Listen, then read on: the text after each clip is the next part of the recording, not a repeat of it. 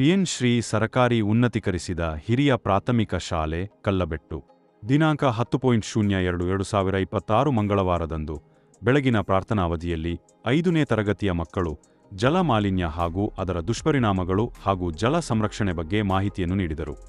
ಇವತ್ತಿನ ಪ್ರಾರ್ಥನಾ ಅವಧಿಯ ಚಟುವಟಿಕೆಯನ್ನು ನಡೆಸಲಿದ್ದಾರೆ 5ನೇ ತರಗತಿ ಜಲ ಮಾಲಿನ್ಯ ಎಂದರೇನು?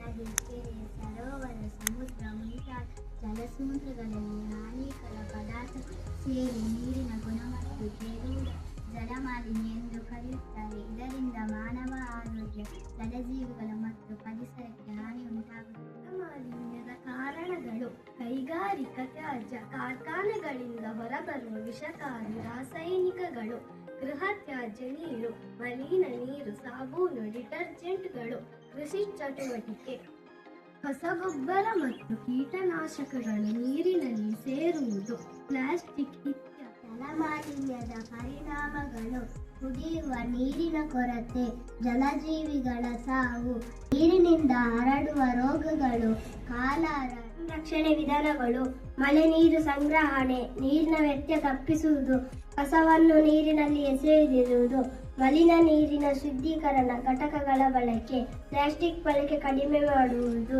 ಜನಜಾಗೃತಿ ಕಾರ್ಯಕ್ರಮಗಳು. ನೀರು ಜೀವನದ ಆಧಾರ.